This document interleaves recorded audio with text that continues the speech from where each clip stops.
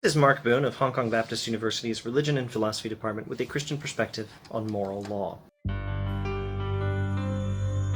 When we talk about moral law, we're talking about a very particular concept in ethics, and a very important one. Some accounts of right and wrong, like Aristotle's, are interested in happiness and in the proper function of the human being. That's nice, that's important, that matters, but it's not the same thing as moral law. Moral law is transcendent. It's an authority over us. Moral law involves a special kind of obligation. Now, there's some kind of obligation captured in the sentence, since I want to avoid cavities, I ought to brush my teeth. But it's not the same kind of obligation that moral law involves. If you don't brush your teeth, that fact alone doesn't make you guilty. But if you don't live up to the obligations of moral law, then you actually are guilty for that reason alone. That's why moral law matters. We have to obey moral law because it's right. And we don't need any more reason than that. If we don't obey moral law, we are guilty. We're morally responsible for what we've done, or perhaps failed to do.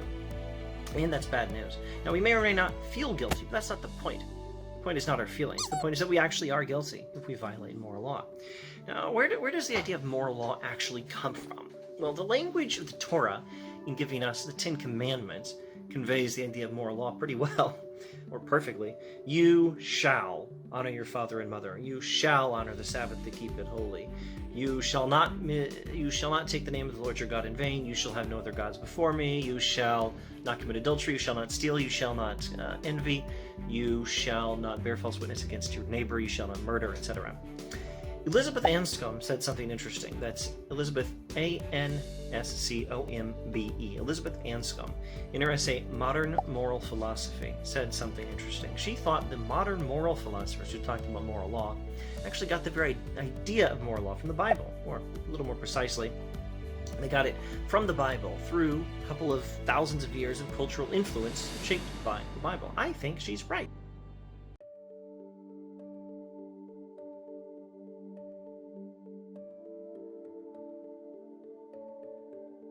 Let's talk about these modern moral philosophers. Actually, no, let's just talk about Kant, just one of them. Immanuel Kant. Maybe Immanuel Kant got his idea of moral law from the Bible, from his culture shaped by the Bible, as Elizabeth Anscombe thinks. That doesn't mean he didn't do anything original or important with the idea, or at least something no other mere mortal had done before.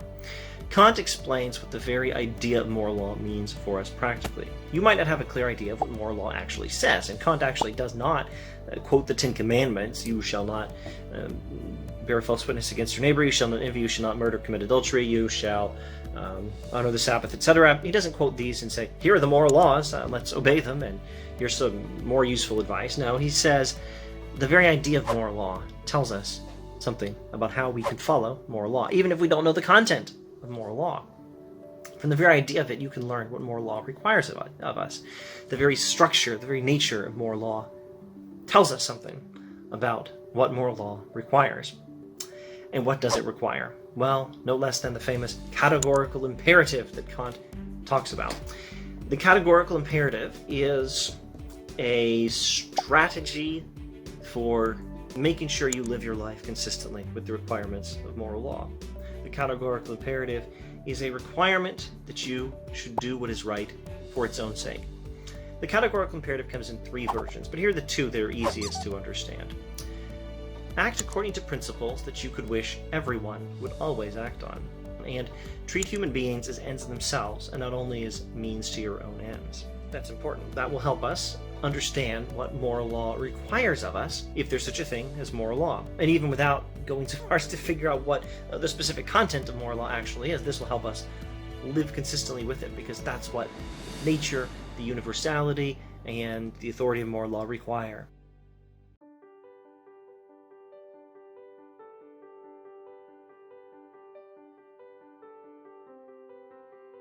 But why should we believe there's such a thing as moral law? That's a good question. Now, from what I can tell, Kant himself doesn't actually tell us. At least I don't remember ever coming across it when studying Kant. Now, I do come across some things on the subject. He gives us some reasons to think that moral law kind of makes sense, and not necessarily that there is such a thing as moral law, but reasons it's proper to believe it. He gives us reasons to think that it's consistent with science, etc., etc. And he does this other thing I'm about to tell you. Kant tells us that we already believe in moral law. You, personally, believe in moral law. And if you don't, you're a very unusual person. Each of us already believes himself or herself to have value, intrinsic value, and believes that other people should act accordingly, honoring our rights and treating us with respect. We think other people violate moral law when they mistreat us. If I walk up to you and slap you for no reason, don't you think that I've done something morally wrong? Not merely something that isn't conducive to human flourishing in, say, Aristotelian terms. I've actually violated your rights, and I'm actually guilty. That's what you think. If I walk up to you and hit you for no reason, that's what you think. If you're a normal human being, that's what we all think. We all think that other people have violated some moral standard that's in authority over them, and that they're guilty for mistreating us when we're mistreated. So we believe in moral law. We believe that we ourselves and our rights are protected by moral law. So, can we come up with any reason to think that we matter but others don't? We should be consistent. We should treat others with the same respect we expect for ourselves. That's something Kant can tell us. Now, I think we can say a little bit more about moral law than Kant does. Now, Kant actually does say that the reason there is moral law is that human beings have intrinsic dignity and worth. I think Christians can go a little bit further and explain why this is. Humans have value because they are made in the image of God. Moral law makes sense if it originally comes from God, and it doesn't make a whole lot of sense if it doesn't. And what should you do with this information? It's a good question, and I don't know the full answer, but here's a start. Treat other human beings the way you would want them to treat you, and read the Bible for a fuller picture of the backstory of why there is moral law. Human beings being made in the image of God, go back to Genesis. And of course, read the Bible for a fuller answer of what else we're supposed to do about that. And if you dare, maybe read Kant and some of those other philosophers. All right, thanks for watching.